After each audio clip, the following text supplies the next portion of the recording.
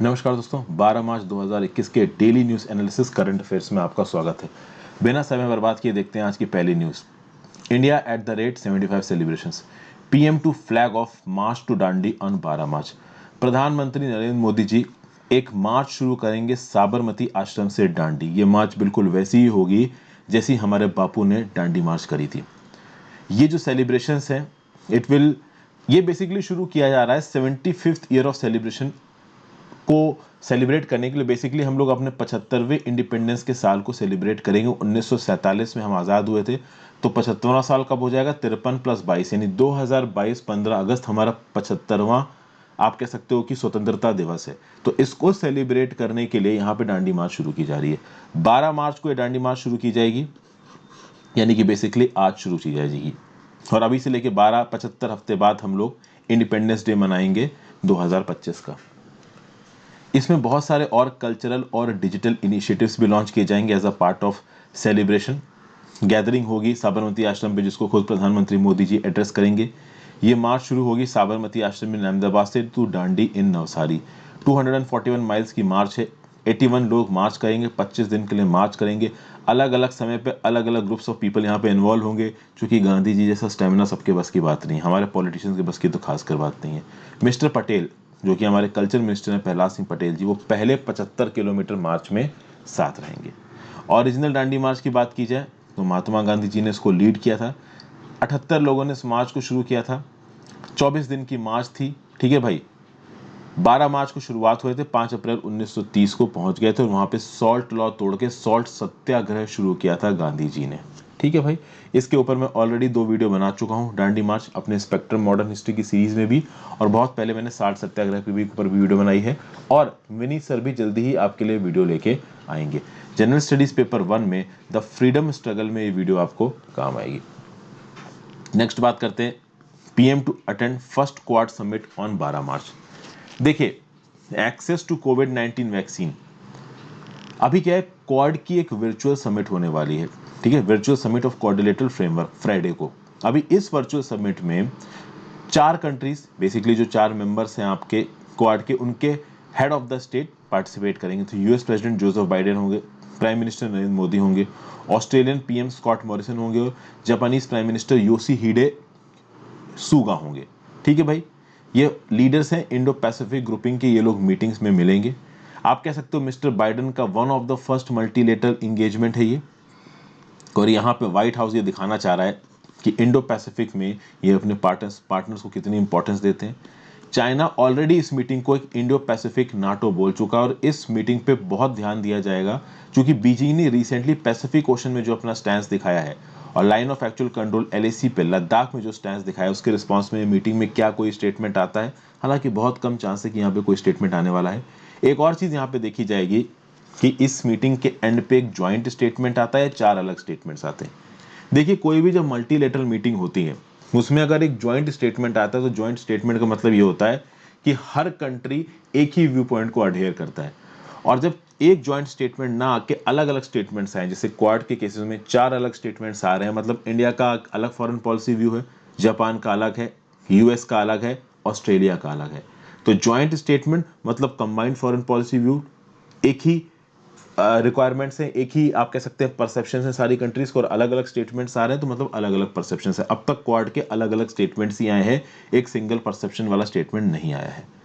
फिर quad ministerial summit हुआ था फरवरी में, वहां पे इन 4 कंट्रीज ने डिस्कस किया था need for international cooperation to ensure equitable access to vaccine.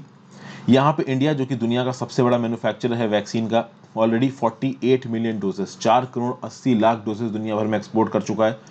Commercial shipments जो इसमें पैसे मिलते हैं, ग्लोबैक कोवैक्स अलायंस, गावी अलायंस के थ्रू भी दे चुका है, और ग्रांट में मतलब वैक्सीन को फ्री में भी दे चुका है इंडिया बहुत सारी कंट्रीज को।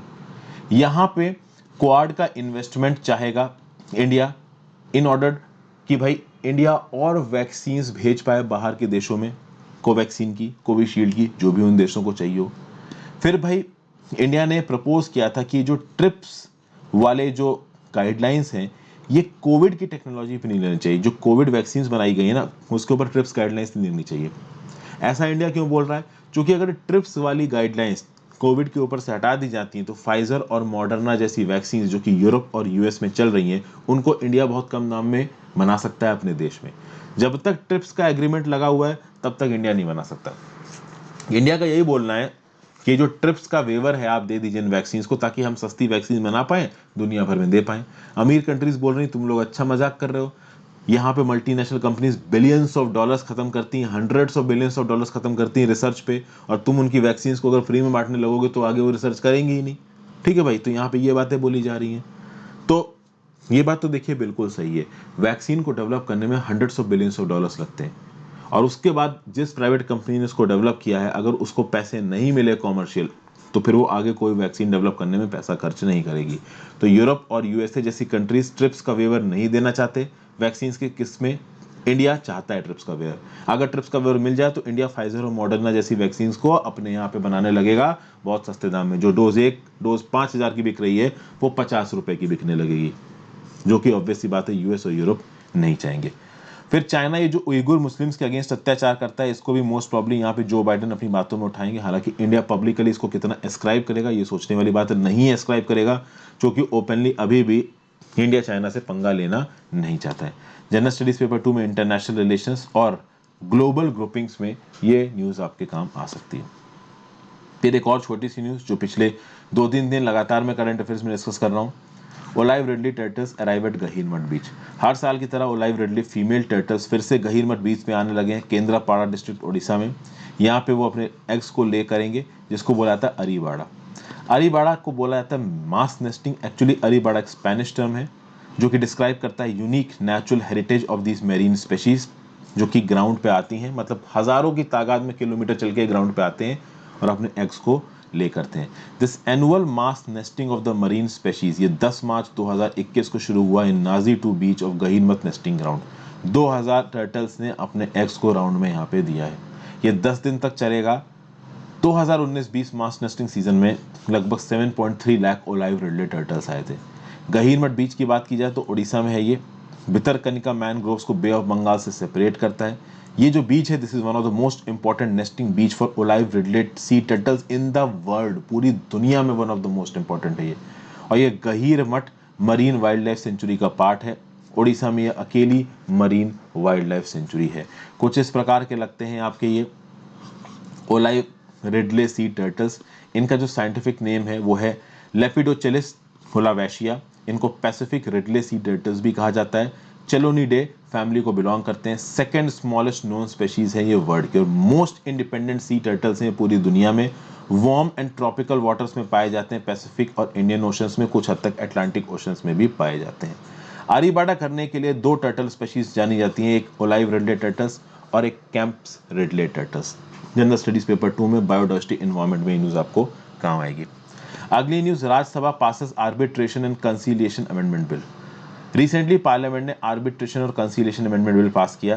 राज्यसभा ने 10 मार्च 2021 को पास किया, लोकसभा में फरवरी 2021 में ही पास हो गया था। आर्बिट्रेशन और कंसीलिएशन अमेंडमेंट बिल अमेंड करता है आर्बिट्रेशन और कंसीलिएशन अमेंडमेंट एक्ट 1996 को। डोमेस्टिक और इंटरनेशनल आर्बिट्रेशन दोनों तरीके से डील करता है।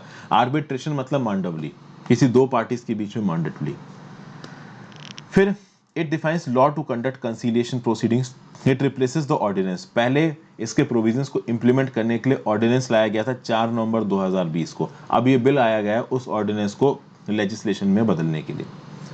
इसके प्रोविजंस में क्या है? पहला प्रोविजन है automatic stay on award. Automatic stay on award क्या है? मान लीजिए आर्बिट्रेशन में किसी एक पर्टिकुलर आर्बिट्रेशन या कंसीलिएशन प्रोसीडिंग्स में ए और बी में ए के फेवर में मान लीजिए कोई चीज सुना दी गई, लेकिन कुछ फैक्ट्स ए ने यहां पे डेलिबरेटली छुपाए जो कि बाद में पैनल के सामने आए। तो अगर बाद में पैनल के सामने ए द्वारा छुपाए गए कुछ टर्म्स आए तो यहां पे ऑटोमेटिक स्टे ऑन अवार्ड लग जाएगा।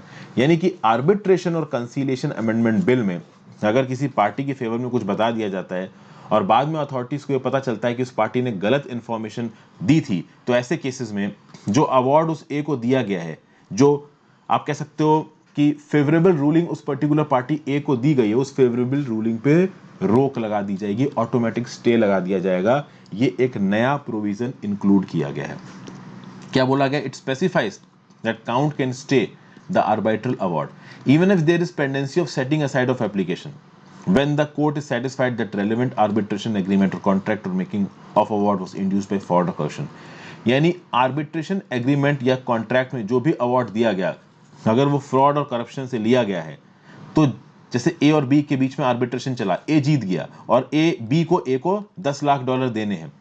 अभी A के खिलाफ कुछ ऐसे एलिगेशन सामने आ रहे हैं जिससे पता चल रहा है कि A ने खुद कुछ गड़बड़ की है, तो ये जो $10 लाख देने का प्रोसेस है इसको तुरंत रोक दिया जाएगा। ठीक है भाई। फिर जो पुराना एक्ट था 1996 का, उसका शेड्यूल 7 कुछ नॉर्म्स एस्टैब्लिश करता था कि भाई कौन आर्बिट्रेटर हो सकता है आर्बिट्रेशन और कंसीलिएशन एक्ट के अंदर।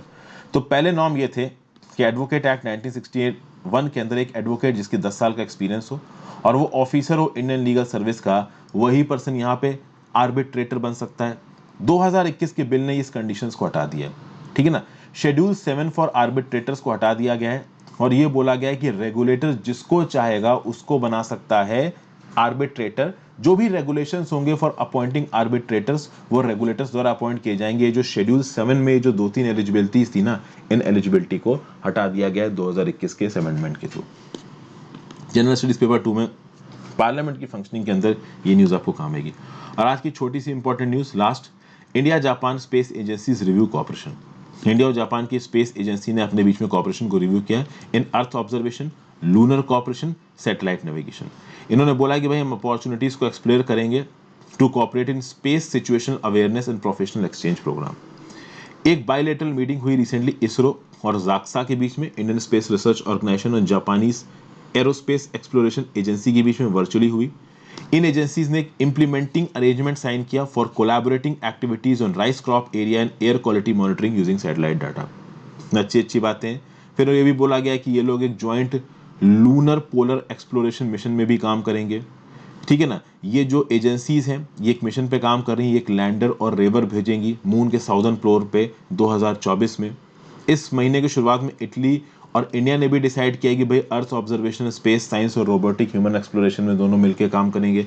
लास्ट मंथ इंडिया और ऑस्ट्रेलिया ने भी एक MOU साइन किया है, comprehensive strategic partnership in space sector, जिसमें यह बोला गया है कि भाई इंडिया और ऑस्ट्रेलिया वाइटल टैकिंग इंफ्रास्ट्रक्चर को डेवलप करेंगे ऑस्ट्रेलियन जमीन पे, ताकि जब हमारा Gaganyaan manned space flight mission चंद्रमा पे भेजा जाएगा उस समय पे उसकी ट्रैकिंग ऑस्ट्रेलिया से भी की जाएगी।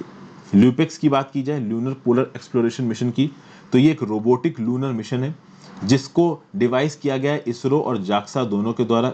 एक लूनर रोवर और लैंडर भेजा जाएगा मून के साउदर्न पोल पे 2024 में, ठीक है भाई।